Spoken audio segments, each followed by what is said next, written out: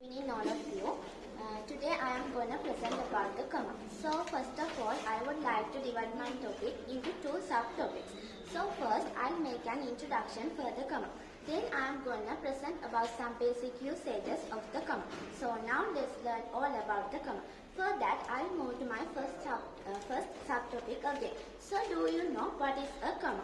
If I define what is a comma is a punctuation mark indicating a pause between parts of a sentence or separating items in a list. And also, comma is a commonly used punctuation mark in English. Apart from that, there are some basic usages of the comma. So, comma is used to separate a series of words, and comma is used before tag questions, after interjections, after participle clauses, after a dependent clause, and between two independent clauses. So, before tag questions. So, tag question is a question that is added at the end of a sentence.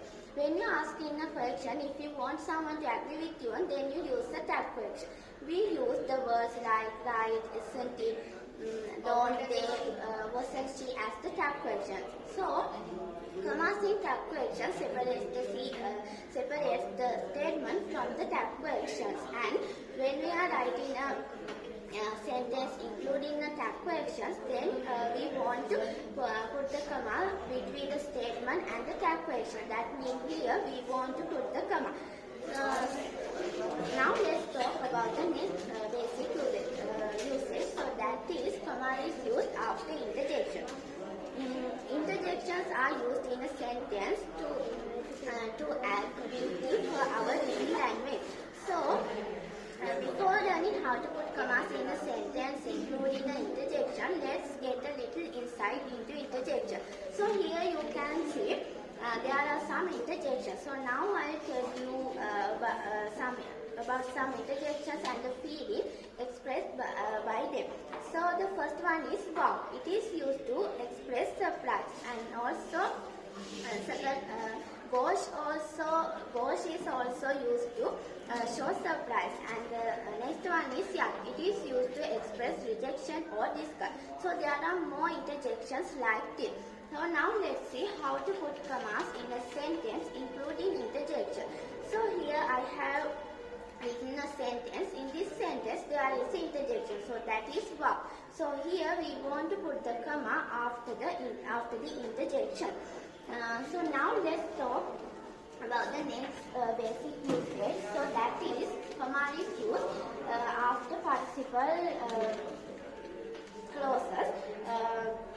There are three types of participle clauses. So those are present participle clauses, past participle clauses, and future participle clauses. So there are three structures of present participle clauses. So those are verb plus ing plus noun. Second one is verb plus ing plus subject plus verb plus object. Last one is verb plus ing plus adverb. For example, opening the door, she came out. So this is the present participle clause in this sentence. So in a sentence like this, we want to put the comma after the present participle clause. That means here we want to put a comma. And also next type of participle clauses. So that is past participle clauses.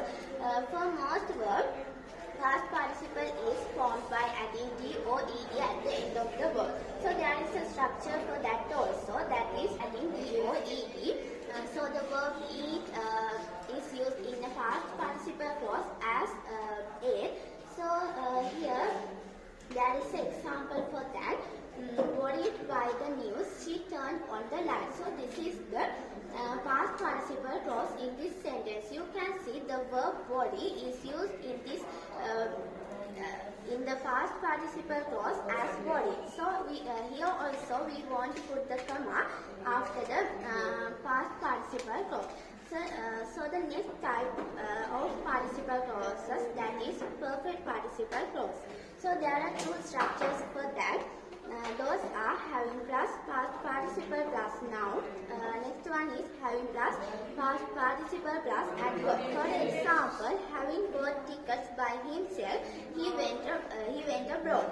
So Here you can see the verb been has becomes having form. So here also we want to put the comma after the perfect participle clause. That means here we want to put a comma. So now, there are more.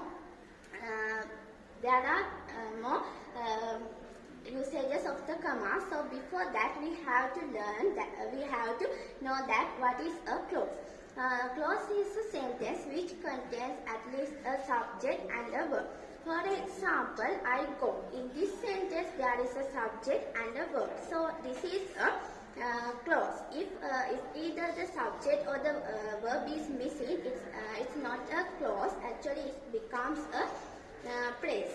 There are two types of clauses. Those are independent clauses and dependent clauses. So, if I tell you that what is an independent clause actually it can stand alone without another sentence, and also it can deliver the complete meaning. It is not depend on anything. For example, I feel amazing, we should think big, we left the room. So these all are independent clauses. So how can we say that? Because these all sentences deliver complete meaning. So the next type of clauses, so that is dependent